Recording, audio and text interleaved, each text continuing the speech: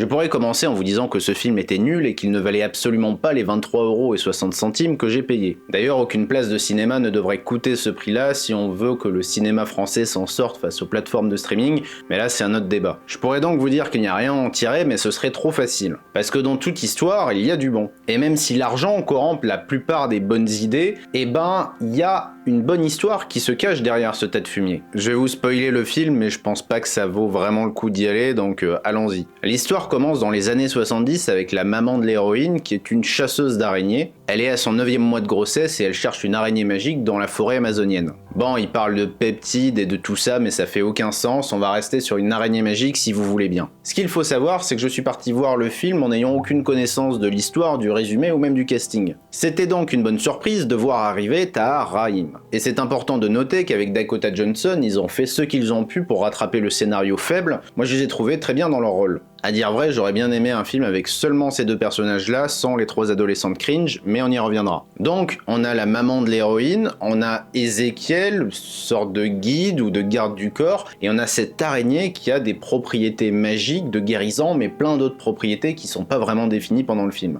L'araignée est trouvée, Ezekiel veut la voler, il exécute tout le monde, y compris la maman de l'héroïne. Je dois dire que cette scène était particulièrement mal faite, il y avait des zooms toutes les 2 minutes sur les personnages qui parlaient, les dialogues étaient mal faits, vraiment c'était d'un autre temps quoi. Ezekiel s'enfuit avec l'araignée et on a direct la seconde scène la plus gênante du film. C'est l'arrivée du peuple des araignées. Les costumes sont ridicules, il y a des effets accélérés ralentis pour montrer que les hommes araignées sont capables de grimper sur des arbres comme des singes de façon ultra rapide. Je pense sincèrement qu'il y a des films fan-made qui sont bien mieux réalisés que ça. D'ailleurs, je sais pas s'ils se sont rendus compte du ridicule des costumes, mais dans les scènes où on voit un homme araignée après, bah ils apparaissent plus, il est en mode normal. Donc ces hommes araignées viennent essayer de sauver cette femme qui vient de se faire tirer dessus en la piquant avec une araignée magique. Seul l'enfant survit, l'héroïne du film, Cassandra Webb. Le film cut aux années 2000 et on retrouve Cassandra sous les traits d'une ambulancière. Apparemment, le peuple de la forêt l'a direct placée dans un orphelinat après son sauvetage. Elle n'a jamais connu sa mère et lui en veut de s'être baladée à 9 mois de grossesse dans la forêt amazonienne pour chercher des araignées. Et ça, je trouve que c'est bien parce que c'est ce qu'on se dit en tant que spectateur. Qu'est-ce qu'elle fout à chasser des araignées au lieu d'être à l'hôpital? Et il y a une raison que le film nous révélera bien plus tard. Bébé Cassandra était malade avec des chances de survie très faibles. Du coup, sa maman a repoussé les limites du raisonnable pour lui sauver sa vie en sacrifiant la sienne. Je trouvais que c'était bien trouvé. Cassandra est performante dans son boulot en tant qu'ambulancière, mais elle a peur de l'attachement et de tout ce qui la relie à la famille en rapport avec son passé d'orpheline. Il y a une petite vibe Jessica Jones dans l'indépendance maladive du personnage, même dans le physique d'ailleurs, mais elle a un côté plus fragile et je trouve que Dakota Johnson est convaincante dans ce rôle. Et surtout, elle commence à avoir des visions du futur et elle se rend compte qu'elle peut intervenir dessus. Ce qu'elle voit n'est pas une fatalité. La scène qui illustre ce concept est d'ailleurs pas mal sur le papier. Elle entrevoit un pigeon s'écraser contre ses carreaux et quand elle décide d'ouvrir ses fenêtres, le pigeon ne s'écrase pas, c'est un bon exemple de show don't tell. On a en plus à la télévision une adaptation cinématographique d'un chant de Noël de Charles Dickens. Le moment où le personnage principal parle aux fantômes des Noëls à venir, c'est une des rares références sympas de ce film sur le pouvoir qu'aura Cassandra sur les événements futurs. Bref, le film continue, les dialogues sont dignes de PNJ qui font de l'exposition à chaque phrase, et c'est là qu'on retrouve Ezekiel, riche et puissant. Le seul hic, c'est qu'il rêve tous les soirs que 3 femmes viennent lui régler son compte. C'est une vision très claire qui revient encore et encore, et Ezekiel en est sûr, c'est le futur. Il doit trouver ces 3 femmes et s'occuper d'elles avant qu'elles ne le fassent. Bon, là on se confronte à des concepts que des films comme Minority Report ont déjà traités, et bien mieux, celui d'essayer de corriger le futur, mais du coup d'être à l'origine des événements qui vont arriver. Un concept classique, traité de façon ultra légère, et en y réfléchissant, c'est pas si mal, parce que ça aurait fait hyper cliché si c'était plus poussé. Le vrai problème avec cette scène, c'est le côté trop cosplay des 3 femmes qui apparaissent dans cette vision. À ce moment-là, j'ai eu qu'une envie, c'était quitter le cinéma. En fait, je trouve que c'est à la fois mensonger d'avoir mis cette scène de combat dans ce film, parce qu'elle est utilisée dans les trailers et les bandes annonces pour faire croire qu'il y aura des affrontements comme celui-là, alors qu'il y en a aucun, c'est juste des visions. Mais en même temps, je suis content, parce que si j'avais dû voir ce film avec les 3 filles en full costume, bah j'aurais pas tenu. J'étais dans mon siège et je me disais 23,60 €, 23,60 €, 23,60 €.